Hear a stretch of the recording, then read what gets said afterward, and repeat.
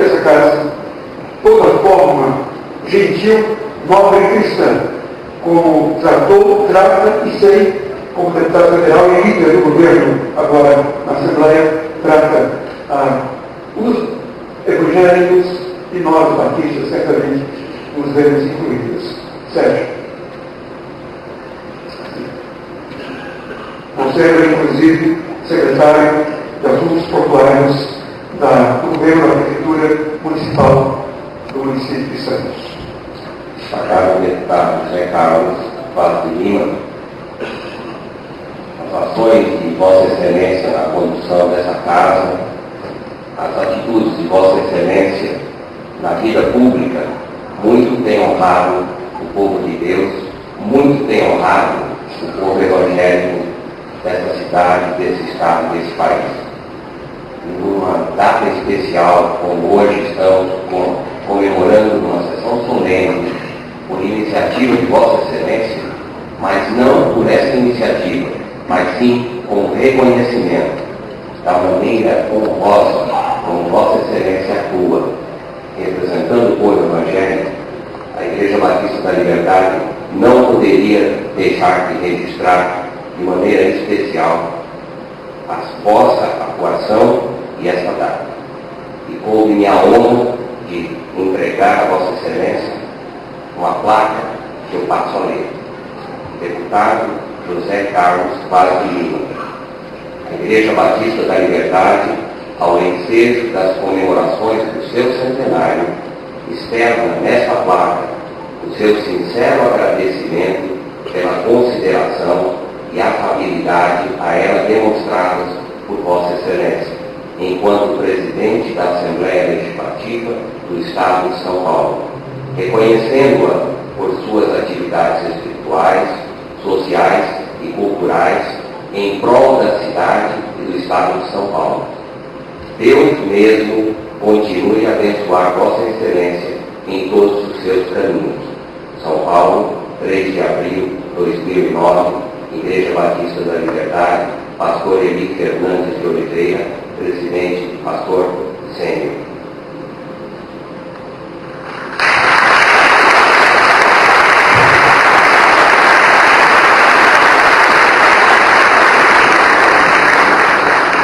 Obrigado a todos os participantes, a quem honra. Meus amados irmãos e amigos, a minha palavra nesta hora, ela enche meu coração de emoção, porque eu não posso pensar na Igreja Batista da Liberdade, são 100 anos, sem pensar na obra de Deus chamada Batista no mundo.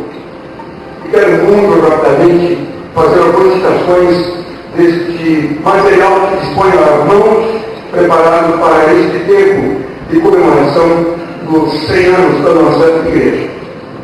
Queria dizer, irmão presidente, meus irmãos, meus amigos, que a reforma protestante normalmente é datada de 1517, 31 de outubro de 1517, quando Martim Lutero fixou suas 95 teses nos umbrais do castelo de Wittenberg, Alemanha. Porém, isso foi somente um dos vários atos que levou a uma ruptura da igreja cristã vigente. Não, os batistas não saíram necessariamente da reforma protestante, mas nós temos a consciência, irmão presidente, meus irmãos e meus amigos, que nós estamos nas centenas de anos anteriores à reforma.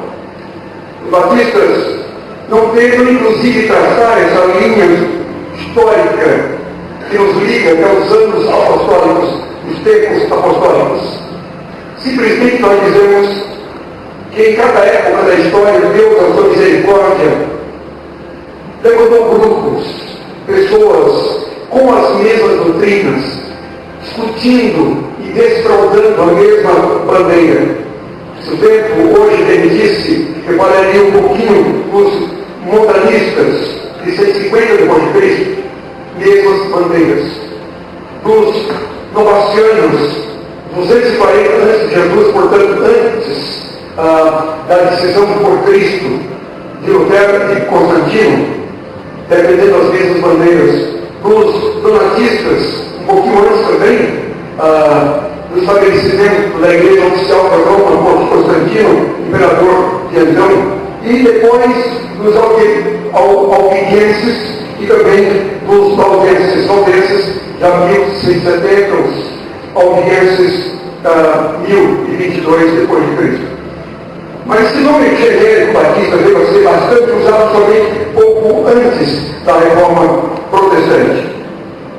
E eu quero apenas nesse momento citar uma frase de um não batista, apenas para que nós entendamos a beleza da defesa dos princípios que nós defendemos e que nos honra tanto ser hoje a Igreja Centenária, seu presidente. Sabe que o cardeal Rothschild nasceu em 1504, tanto pouco antes do estabelecimento da reforma, mas a essência da reforma vai morrer em 1579. Importante, romano, cuja obra vitalícia foi a investigação dos grupos chamados não católicos, ele escreve como líder da Igreja Romana nesse tempo e diz assim, por aquele tempo: se os batistas não fossem atormentados e cortados fora com a faca durante esses últimos 1200 anos, interessante, né?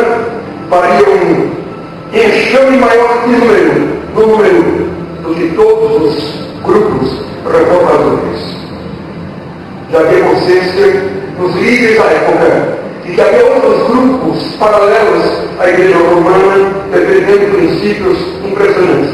E a gente sabe dos anabatistas que onde eles vieram, eu acho que eles estavam lá, não vieram de nenhum lugar, não havia nenhum nome, nenhum líder, nenhuma figura em cima da qual, sobre a qual, a partir da qual essas defesas dos princípios bíblicos tivessem sido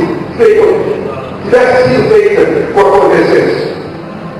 Mesmos ensinos, mesma doutrina, mesmas verdades, assim os batistas surgiram. Sabe que a época exata da mudança do nome da Batista, agora Batista, ninguém sabe. Há que dia que sair entre 1533 e 1638. Nós estamos agora para comemorar 400 anos dos batistas no mundo, imagine, crendo na data de 1609. A Aliança Batista Mundial nos abençoa para que nós comemoremos essa data. Mas o fato é que aí estão os anabatistas, paulo-batistas, que saem da Europa e dos Estados Unidos. É interessante porque a primeira igreja batista nos Estados Unidos, 1638, em Oakland, na verdade, teve o nome inicial que era Batista. Só um pouquinho de anos depois, trocou o nome para a Igreja Batista, porque os princípios eram os mesmos. Muda de nome. E assim, daí em diante, os batistas na América. Da Inglaterra para a Holanda para a Inglaterra para os Estados Unidos, dos Estados Unidos para o Brasil. E no Brasil, durante a Guerra da Secessão, americanos vêm para São Paulo e migram para nosso estado de São Paulo. E outra vez, o nosso estado é importante na história dos batistas. E vamos se fixar na região de Santa Bárbara, Oeste e Americana, e lá organizam a primeira igreja batista do Brasil, 1871, 8 anos depois, 1879, onde a Americana organizam a segunda igreja.